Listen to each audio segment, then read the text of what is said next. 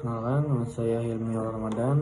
Saya di sini akan membacakan mengenai surat tuntutan yang telah saya kerjakan. Oke.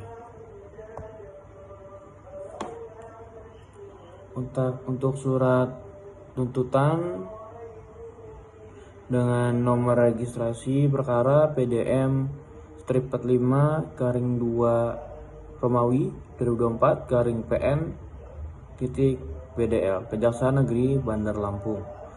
Lalu di bawahnya ada identitas terdakwa, nama lengkap Ayam, tempat dan tanggal lahir di Lampung 12 Januari 2021, umur 23 tahun, jenis kelamin laki-laki, pekerjaan mahasiswa Universitas Bumi, Prodi Bahasa Sanskerta.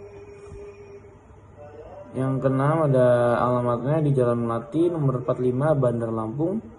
Lalu agamanya yakni Islam dan kebangsaan yakni Indonesia. Untuk dakwaannya yakni bahwa terdakwa Ayam telah didakwa dengan surat dakwaan nomor registrasi perkara PDM 45 garing 2 garing 2024 garing PN.BDL dengan uraian dakwaan primer melanggar pasal 340 KUHP tentang pembunuhan berencana. Barang siapa dengan sengaja dengan rencana lebih dahulu merampas nyawa orang. Dan juga dakwaan subsidiar melanggar pasal 338 KUHP tentang pembunuhan biasa, yang mana berisi barang siapa dengan sengaja merampas nyawa orang lain. Dan yang ketiga ada fakta-fakta yang terungkap di persidangan, yakni berdasarkan hasil pemeriksaan di persidangan diperoleh fakta hukum sebagai berikut. Satu, yaitu korban bebek umur 19 tahun ditemukan meninggal dunia di kamar kosnya pada 2 Februari tahun 2024 dengan luka tusukan pada leher dan dada.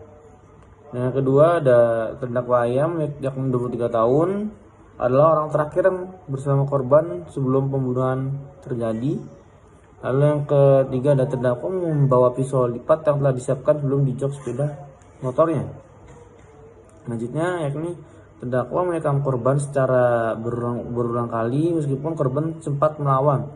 Yang terakhir yang selanjutnya ini terdakwa mengambil barang-barang milik korban, yakni ada 3 ya, satu ada unit MacBook, satu dompet dan satu ponsel.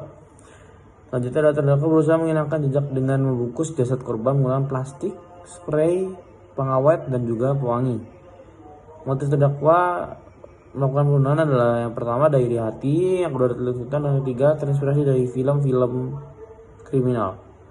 Lalu di sini ada analisis yuridis yang mana dakwaan primernya ini pasal 340 KUHP atau pembunuhan berencana.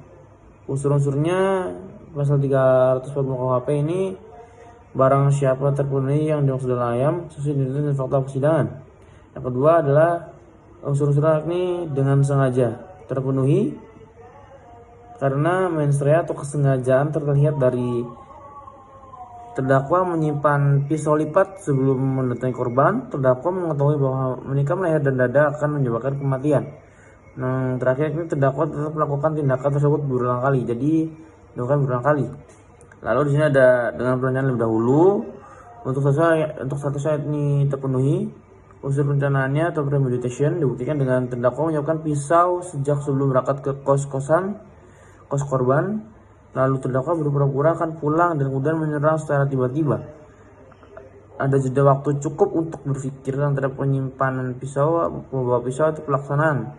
Dan terakhir terdakwa terinspirasi dari film kriminal yaitu Narcos. Narcos ini film mengenai ini ya, gabung narkoba gitu ya. Jadi ya film kriminal menunjukkan adanya proses pertimbangan. Lalu ada unsurnya ini merampas nyawa orang lain dengan status terpenuhi. Perbuatan terdakwa menyebabkan korban meninggal dunia akibat luka tusukan fatal di leher dan dada. Oke. Untuk kesimpulan dari analisis di sini yakni seluruh unsur pasal 340 KUHP terbukti secara sah dan meyakinkan di persidangan. Dan yang kedua ada yang namanya dakwaan subsidiar pasal 338 KUHP atau pembunuhan biasa. Unsur-unsurnya yakni barang siapa ayam terbukti dengan sengaja menusuk korban hingga meninggal, merampas nyawa orang lain, korban meninggal di tempat. Oke.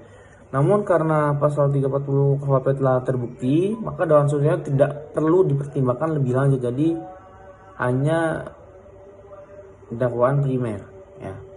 Lalu yang kelima ada hal-hal yang memberatkan dan meringankan. Yang pertama ada hal yang memberatkan terlebih dahulu.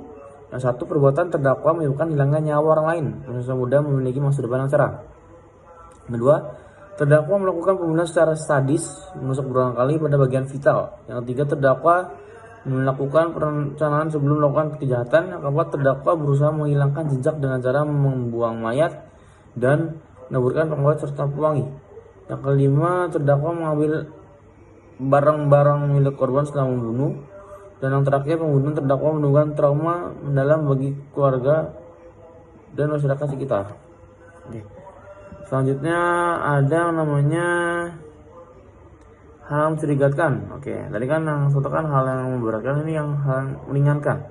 Yang pertama, terdakwa mengakui perbuatan dan bersikap sopan dalam persidangan. Dan terakhir, terdakwa belum pernah dihukum.